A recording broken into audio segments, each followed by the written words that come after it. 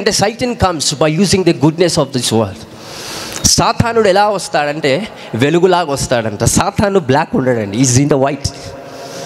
నాకు ఒక నల్లటి నీడ కనిపించింది. అఫ్కోర్స్ అది సత్యమే కావచ్చు, ఎందుకంటే నీకు అనుభవం లేనంత మాత్రాన అది అందరికి అది అబద్ధం కాదు.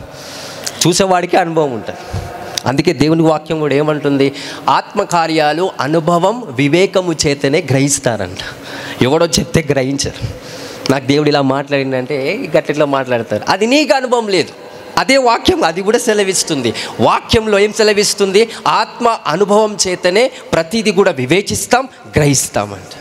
So you need to experience the encounters of the Lord Jesus Christ. Hallelujah, హల్లెలూయా.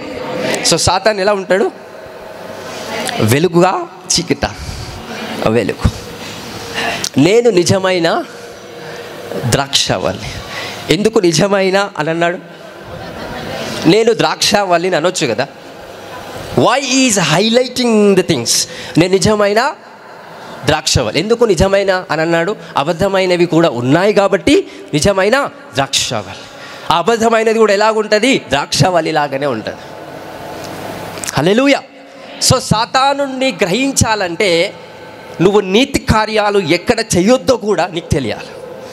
కొన్ని మంచి పనులు ఎక్కడ చేయొద్దో కూడా నీకు తెలియాలి. దేవుని వాక్యం సెలవిస్తుంది, మీకు తెలిసిన ముత్యము లాంటి మాటలు పందుల దగ్గర వేయకండి అని అంటాడు యేసయ్య. మీకు తెలిసిన మర్మము కలిగిన మాటలు ఎక్కడ వేయొద్దంట, పందుల దగ్గర. ఉదాహరణకి మీకు చాలా బాధ ఉంటుందండి, చాలా బాధ ఉంటుంది ఒక విషయంలో. ఆ బాధ కొంతమందితో చెప్పుకుంటే అర్థం చేసుకోరు వాళ్ళు.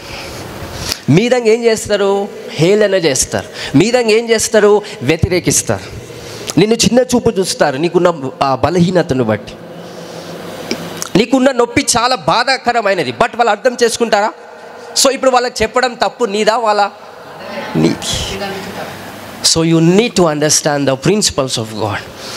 ఎక్కడ మంచి పని చేయాలి అనేది నేర్చుకోకపోతే సాతాను అక్కడ ఖచ్చితంగా నిన్ను వాడుకోగలుగుతాడు. హల్లెలూయా. సో సాతాను చెడు కన్నా ఎక్కువగా మంచిని వాడుకుంటాడు.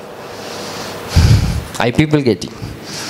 సాతాను దేన్ని ఎక్కువ వాడుకుంటాడు, ఎందుకంటే చెడును వాడుకుంటే నీకు ఈజీగా అర్థమైపోతుంది ఇది చెడు అని. మంచి నీకు అర్థం కాదు, ఇది దేవుడే అనుకుంటాం.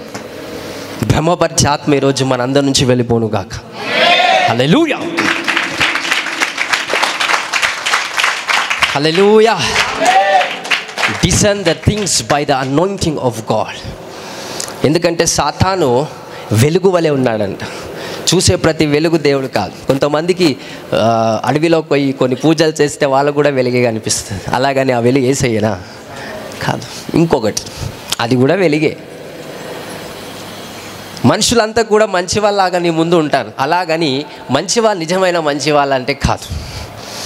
సాతాన్ వాళ్ళలో ఉన్న మంచిని వాడుకొని నేను మోసం చేయాలని ప్రయత్నం చేస్తాను. అందుకే మనం మోసపోయినప్పుడల్లా ఏమని అనుకుంటూ ఉంటాం, నేను మంచోడని నమ్మినా అందుకే మోసపోయి. ఎంతమంది ఆ మాటను మీకు అనుభవంలో ఉన్నారు? What an experience. హల్లెలూయా.